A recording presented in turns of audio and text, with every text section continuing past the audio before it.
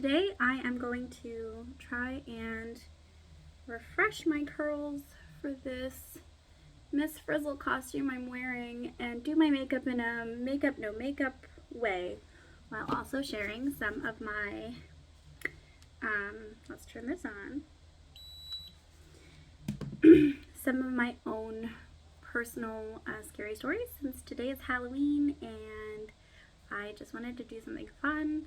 Hopefully I can record this, it'll be good, I can edit it really quick and put it up, so editing is not going to be super fancy or anything, but hopefully I can get this out before Halloween today. Halloween ends anyway. First I'm going to spritz a little of my Valentino Voce Viva perfume that I purchased courtesy of Calvin because he gave me a little extra spending money the other day. And this has literally been my favorite perfume since I got a sample with Influencer, and I like it because it smells rich. It smells,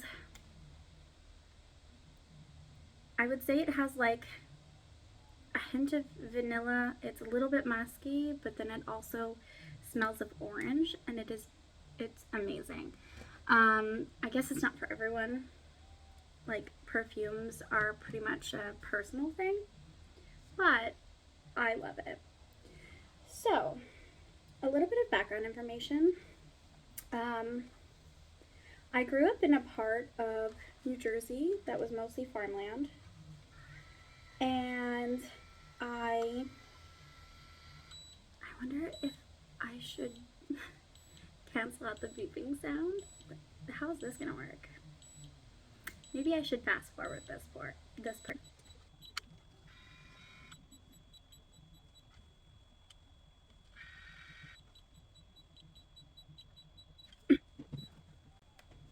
Okay, so I grew up in a part of New Jersey that was mostly farmlands, and I didn't choose. Hold on. Okay, so I grew up in a part of New Jersey that was mostly farmland, and by farmland I don't mean animals, I mostly mean produce. And my grandparents were entrepreneurs. They didn't want to work for anybody, so they took on this farm property. But shortly after, my mother and my aunt and my sister got into, I want to say it was probably like a year after we had moved in, got into a tremendously bad accident. I was 5 at the time, so I want to say I was like 3 or 4 when we moved to this house. And to put it into perspective, it was a peach farm with an old farmhouse from probably the 1800s. Looking back on it, maybe the early 1900s, but I think it was an 1800s farmhouse. I'm not 100% sure though, so don't quote me on that. But it was really old, and this was in the 90s, so I guess it could still have been from turn of the century or like right around. And when we first moved in, it was all wood paneling. They got rid of it and put sheetrock up, but they didn't really do much else to it. Like, they put in heat because there wasn't heat the first however long. And my grandfather did it himself, and it was just one vent, one heat vent through the whole house. So he wired it from the basement. So it had a basement, it had an attic, it had 3 actual bedrooms, and 1 bedroom converted from a den. That was my grandfather's. And so you'd come into the house from the side not facing the street, and you'd be in the kitchen, or you could come in from the porch facing the street, but then you would see the hallway leading upstairs, and then you'd see the living room. So My grandmother lived in that first, there was one bedroom right at the base of the stairs on the right side, and then the left side would have been the living room. And then facing forward from that door would be leading upstairs to the bedrooms upstairs. Now, one of those bedrooms was always kept as a guest room. Not even a guest room. It was kept as a storage room. My grandparents were hoarders. They were babies of the Great Depression, so their parents didn't have, or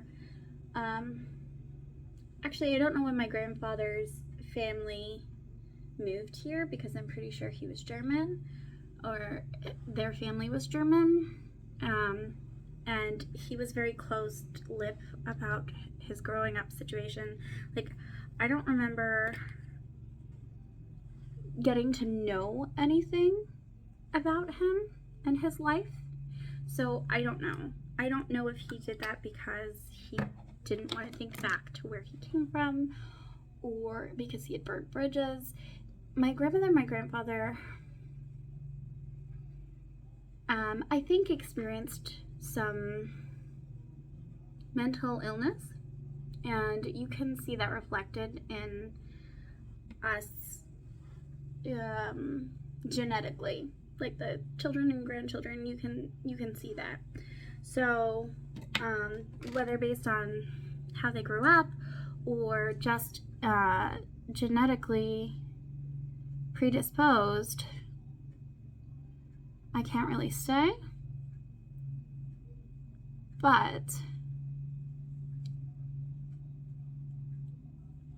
there was definitely some elements of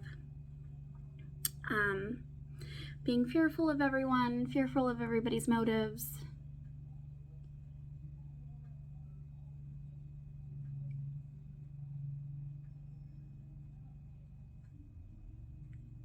Sort of staying secluded. You should only really have friends inside your family. You shouldn't really befriend other people. Other people are not like us. They don't understand, kind of thing. So that was a theme growing up. Now, depending on your ideas and concepts of paranormal, the things that happened to me as a child could have been a manifestation of all of our trauma, and negative energy and mental illness. And I wouldn't tell you that you were wrong, because I could never really tell you any definitive answer. But I did experience a lot in this house, both in life, but then also paranormally. So we were never allowed up in the attic, and my hypothesis to that was because my grandmother didn't want us to get into her stuff. And so she'd always tell us, like, you know, don't go in the attic, something will get you, kind of thing. And it didn't apparently stop my cousins. They did go in and mess up a bunch of stuff, or they were accused for messing up a bunch of stuff, but maybe it was somebody else, or maybe it was something else. Because my grandmother did say towards the end of her life that she did feel a presence there. But then again, like I said, it could be a physical manifestation of the mental traumas and things that we were experiencing in the time. So this one particular evening, we were watching something probably grown up, probably like boring, or because I didn't want to finish it. And normally if it was an interesting movie, I would finish watching before I went to bed. But it must have been something like, you know, First 48, or because my grandmother was heavily into like murder things and things. And again, we were kind of projecting our own energy, right? But it could have just been something stupid and boring that I didn't really want to watch, like some kind of drama that I wasn't really into. So I'm tired. I say I'm going to go to bed. I go into her bedroom because that's where I slept at the time. I slept in her room that was down the stairs And it was normally cold because she liked it very cold when she slept, and even to this day, I struggle with sleep if I'm not super cold. So I get in the bed, and I put something on the TV for a few minutes, but I couldn't find anything on the channels. And then I just decided I was going to go to bed. So I turned the TV off. And you know how when you turn a TV off in darkness, you still have the lights in your eyes. So I had those, and slowly they were subsiding. And I rolled over, and I started to hear a heavy breathing. And because I was close to sleep, I was thinking, when did Grandma get in the room? And I kept listening. It was very labored, very heavy. Whatever it was super big. And I started to think about that. And so my eyes started fluttering open naturally. When you're awake and you're no longer resting, your eyes tend to want to open themselves up. And my eyes were fluttering open, and I saw two red demonic eyes staring back at me. And I shut them closed again. And I was like, there's something in the bed with me. I want to pretend like I didn't see it, but I couldn't hold it anymore because I was still hearing the breathing. And I knew that there was just something there. And so I booked it out of the room, and I started crying. And I was like, Grandma, there's something in there. There's something in there. There was something. I saw these red eyes, whatever. And my grandmother didn't go in and reassure me there was nothing there. She told my cousin, who was there at the time, who was a year younger than me, but he was a boy. And you know how, I guess, traditional gender roles are. She sent him in to come with me, and he was too scared. But I was tired. I wanted to go to bed, and so I was like, okay, well, at least just stand at the door with me. And we flicked the lights on, and there was nobody there, nothing there. And if it was a person playing pranks on me, which there was nobody really that size or that, where, nobody there at the time who could have done that. But if it was let's say an intruder or somebody, that door to the outside, we would have heard and seen open on our way back to the bedroom because the couches were situated along the wall where you could see the door. So there's no way that there was an intruder.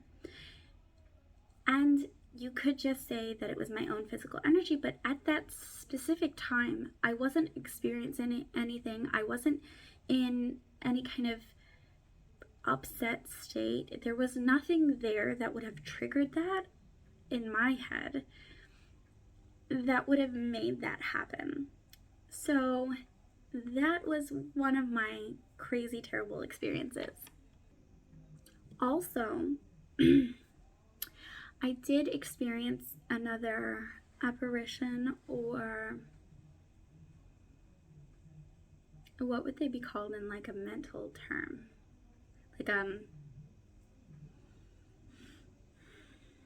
Like a normal everyday kind of if it was schizophrenic, you know what I mean?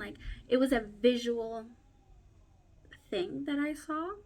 I was really sad. My mother had just been hurt in a car accident, and I was coloring, and everybody was out of the house, out on the property at the time. I think it was my grandfather and someone else. There was nobody at home. My grandmother, my mom, and my sister, I think, were out shopping. So it's just me alone in the house. So I'm coloring, and I don't even know what I was thinking at the time. I was 6 maybe at the time, because my mother, I think, was still in the hospital when it had happened. And because she was in a coma for maybe not 6 to 9 months, somewhere in there. I don't remember. It's hard when nobody left like a record of this is what happened in your life. So it's difficult to say, but I know that it was while she was still in a coma. So I was standing there, and all of a sudden I felt an entity. And my grandmother's a Christian, my dad's mom. Well, both of them were Christians, but one a little less practicing. And my dad's mom was a Christian, so she chalks this up to God. But I felt an overwhelming presence. And I heard someone call my name. And out of the corner of my eye, I saw a hand. A porcelain hand that's sort of reminiscent of what Jesus or angels look like in illustrations from the Christian Bible. And I saw it, and as soon as I looked, it was gone. But I had just gotten this peace over me. And I remember being sad that day because of my mother. And so for years, my grandmother would tell people this story that I saw Jesus. And I don't know what I saw, but that was another thing that happened in that house. There were other times where I felt cold coming from the attic on days where an attic should be hot. And there were just in general negative feelings in the home always. It was a little bit eerie to be alone. If you were, I guess maybe it felt eerie for me to be alone logically because I was always sleeping with my grandmother. So if I was alone, it meant she wasn't there in the room with me. But yeah, so that was that house. I think that there was another moment when there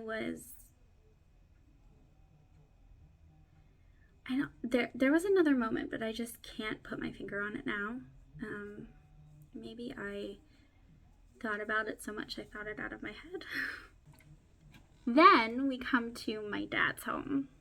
So my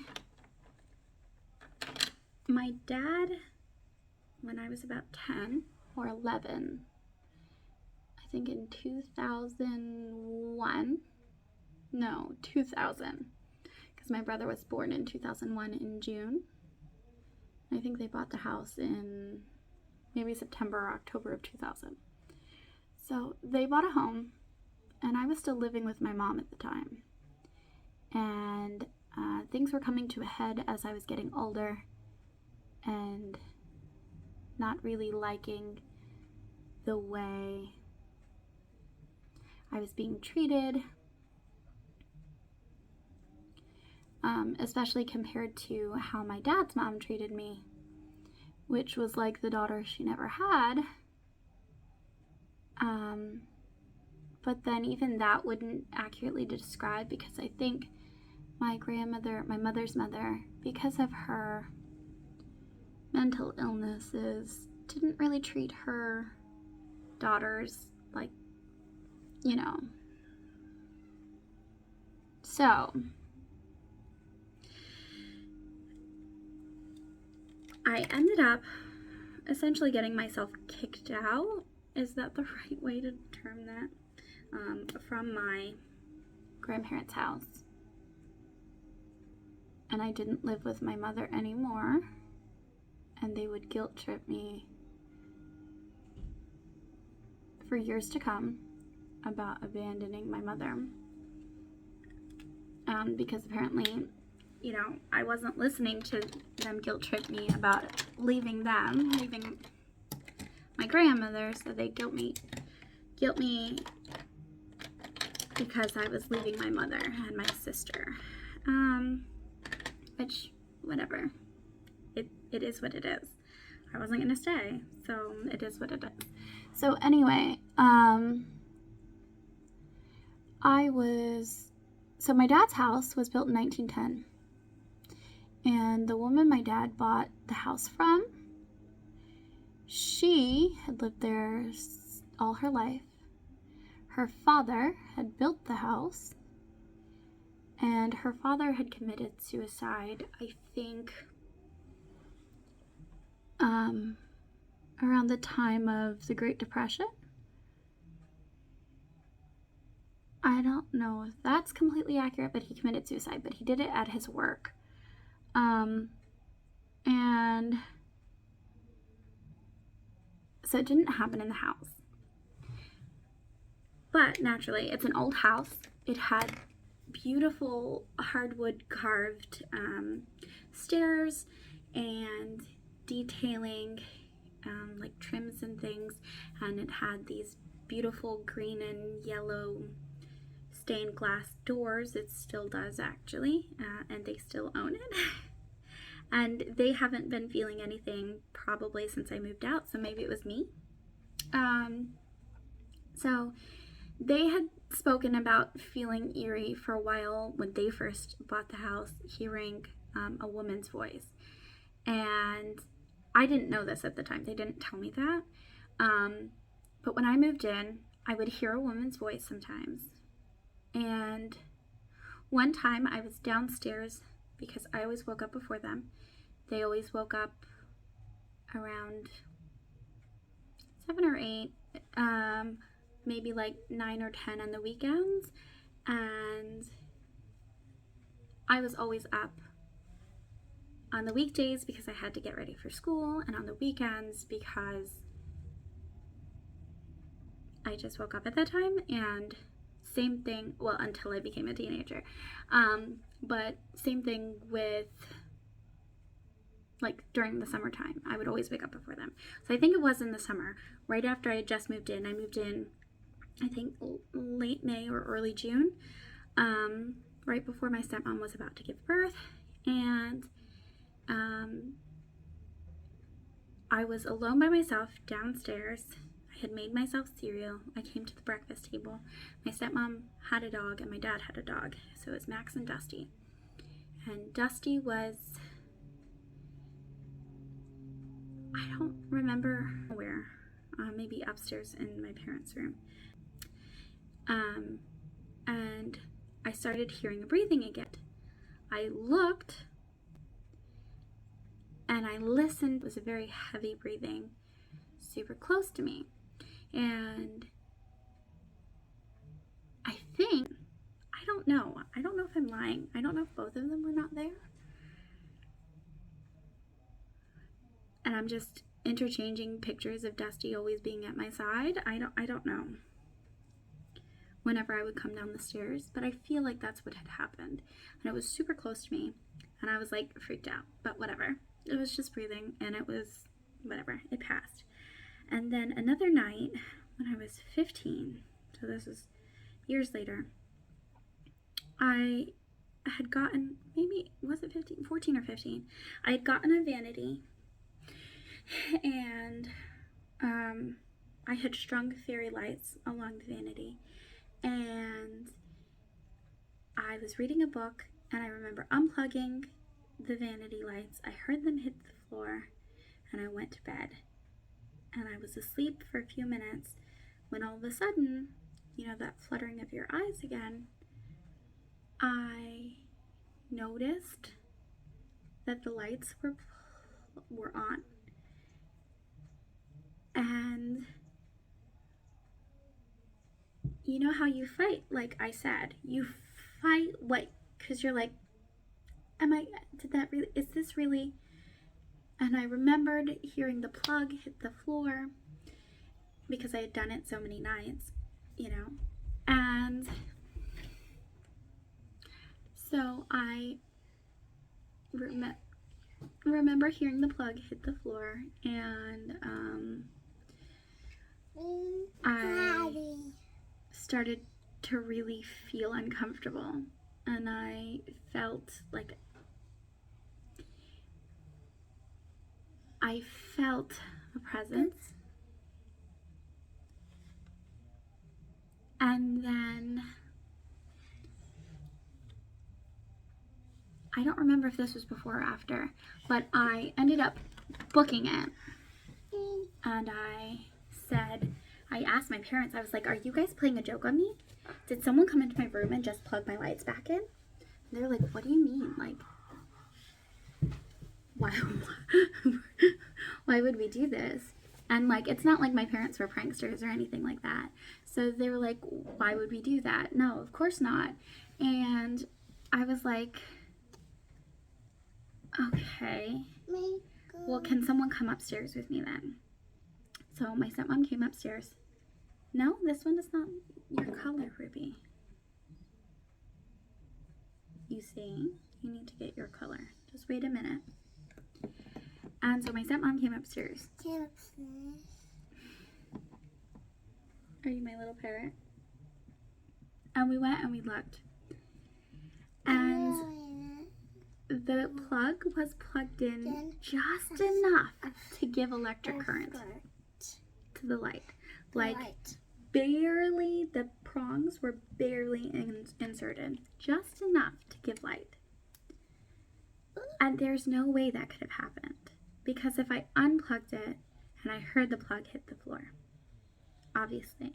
But even if I had imagined hearing the plug hit the floor, how would it work that I only unplugged it just enough so it still barely had a current? And then so that the current ended, because I would have had to have done it enough that the current ended, and then it would have had to have wiggled its way back in a little bit, through, I guess, gravity or whatever, to light it. There's no way. Yeah. And then my brother had some stories too, where as a small child, he imagined a fat lady on top of him, choking him. And he had never watched anything like that. Nobody had ever put their hands on him like that. He had never been around anything like that. So it's wild.